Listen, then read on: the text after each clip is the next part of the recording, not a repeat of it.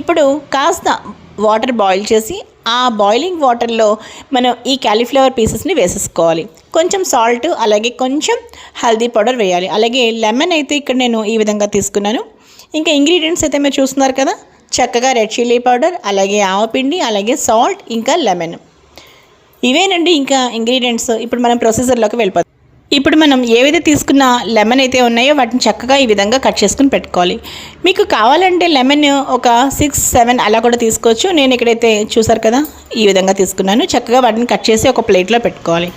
ఆ తర్వాత నెక్స్ట్ ఏంటి అంటే ఇప్పుడు ప్రొసీజర్లోకి వెళ్ళిపోదామండి. ఫస్ట్ వీటిని మనం చక్కగా లెమన్ ఏం చేయాలి అంటే ఈ విధంగా కట్ చేసుకున్న వాటిని చక్కగా జ్యూస్ తయారు చేసుకుని ఒక బౌల్లో పెట్టుకోవాలి. ఆ తర్వాత ఇప్పుడు మనం ఏవైతే వేడి చేసి బాయిల్ చేసిన క్యాలీఫ్లవర్ ఉన్నాయి కదా మన దగ్గర, వాటిని ఏం చేయాలి అంటే వాటిని చక్కగా తీసి నీట్గా వాటిని కొంచెం తడి ఆరేలాగా వాటిని మనం పక్కన డ్రైగా ఉంచాలి. ఆ తర్వాత ఏం చేయాలి అంటే ఆ విడివిడిగా ఏదైతే క్యాలీఫ్లవర్ ఫ్లోరెట్స్ అయితే ఉన్నాయో వాటిని కొంచెం ఆరనిచ్చాక, ఎందుకంటే మళ్ళీ మనకి పికిల్ పాడైపోయే అవకాశం ఉంటుంది. సో తడి లేకుండా సాధ్యమైనంత వరకు చక్కగా వాటిని ఆరబెట్టి పక్కన ఉంచండి.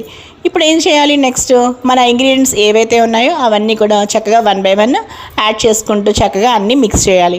ఫస్ట్ క్యాలీఫ్లవర్స్ ముక్కలు తీసుకోవాలి. ఆ తర్వాత సాల్ట్, అలాగే ఆవపిండి, నెక్స్ట్ రెడ్ చిల్లీ పౌడర్, అలాగే ఇప్పుడు ఇక్కడ వేరుశనగ నూనె నేను ఒక 2 కప్పులు అయితే పోసాను.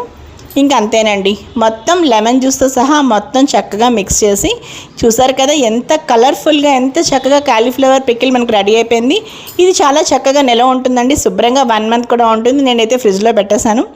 సో ఈ విధంగా మీరు తప్పకుండా ట్రై చేయండి, మీకు చాలా బాగా నచ్చుతుంది. వేడివేడి అన్నంలో చక్కగా నెయ్యి వేసుకుని ఈ క్యాలీఫ్లవర్ రాకెట్ ఒకసారి ట్రై చేయండి. మరి ఫ్రెండ్స్ చూసారు కదండి, ఇంకా ఈరోజు ఈ రెసిపీ వీడియో మీ అందరికీ బాగా నచ్చింది అనుకుంటాను. ఇంకా ఈ వీడియో మీ అందరికీ బాగా నచ్చినట్లయితే తప్పకుండా ఈ వీడియోని లైక్ చేయండి. అలాగే మీ ఫ్రెండ్స్ అండ్ ఫ్యామిలీ మెంబర్స్కి తప్పకుండా షేర్ చేయండి. అలాగే లావణ్యాస్ లైఫ్స్టైల్ ఛానల్ని సబ్స్క్రైబ్ చేయడం మాత్రం మీరు మర్చిపోకండి.